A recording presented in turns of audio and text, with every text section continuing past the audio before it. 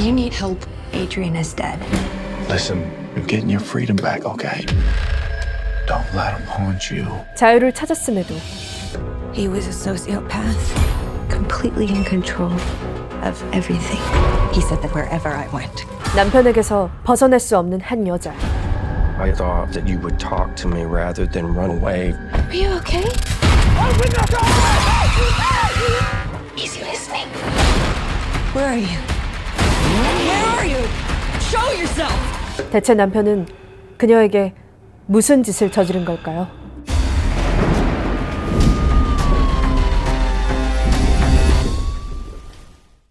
여러분은 혹시 가스라이팅이라는 말을 들어보셨나요?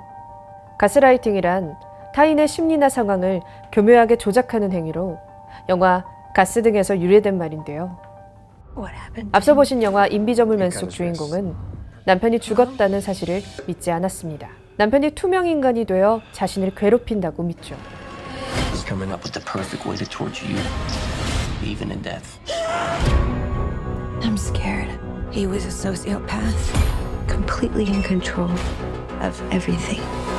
실제로 그녀 주변에서 이상한 일들이 일어나지만 I found something that can prove what I'm experiencing. You need help. Adrian is dead. 그 누구도 그녀의 말을 믿어주지 않았습니다. 이처럼 가스라이팅은 증명하기 어려운 통제와 억압 속에서 이루어집니다. 가해자는 피해자를 주변인들로부터 고립시키고 자신의 판단을 의심하게 만들죠. 최근 한 여배우와 남자 배우의 스캔들로 인해 가스라이팅이 주목을 받게 됐는데요. 이처럼 가스라이팅은 우리 주변에서 흔히 벌어지고 있는 일이기도 합니다. 60대 여성이 카페 근무 중 쓰러졌다는 신고 전화가 119를 통해 접수됐습니다. 구급대원들이 급히 현장에 출동했지만 여성은 이미 사망한 후였죠. 부검 결과 여성의 사망 원인은 내부 출혈, 얼굴과 몸 곳곳에서 폭행당한 흔적도 발견됐습니다. 경찰은 본격적인 수사에 착수했고 며칠 후 용의자를 검거했습니다. 용의자는 함께 카페를 운영 중이었던 세 자매, 그리고 놀랍게도 사망한 여성은 이 세 자매의 어머니였습니다. 금전적인 문제로 어머니와 다투다가 범행을 저질렀다고 자백한 세 자매. 하지만 사건의 진실은 따로 있었습니다.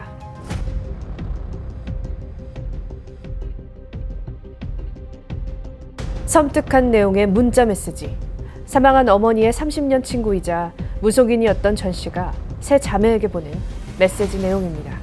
그녀는 평소 어머니의 기 때문에 세 자매가 재벌과 결혼할 수 없다고 말해왔습니다. 그리고 수개월간 문자 메시지를 보내며 세 자매를 뒤에서 조종했고 그녀들은 전 씨의 지시에 무조건 복종했습니다. 사건 당일 전 씨는 평소와 다름없이 메시지를 보냈고 세 자매는 CCTV가 찍히지 않는 사각지대로 어머니를 끌고 갔습니다. 그리고 3시간 동안 이어진 폭행. 결국 세 자매의 어머니는 그 자리에서 사망하고 말았습니다. 그녀들은 어떻게 전 씨를 맹목적으로 믿고 따를 수 있게 되었을까요?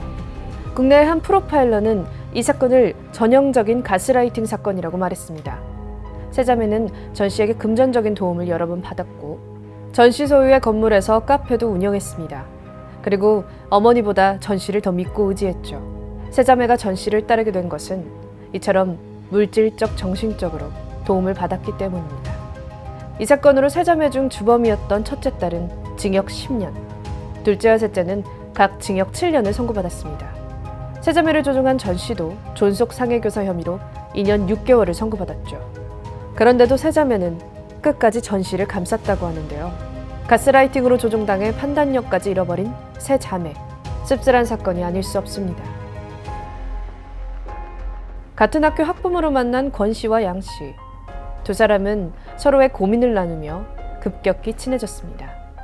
그러던 어느 날, 양 씨의 권유로 지령만 따르면 잘 먹고 잘 살 수 있다는 기계교에 들어간 권 씨. 그리고 양 씨로부터 내려진 지령들.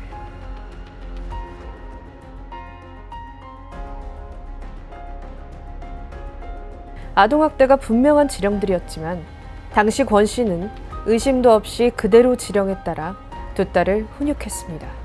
또한 양 씨는 권 씨가 지시를 따르지 않을 때마다 벌금이라는 이유로 총 1억 4천여만 원의 거액을 갈취했습니다. 이런 수법으로 권 씨를 가스라이팅했던 양 씨.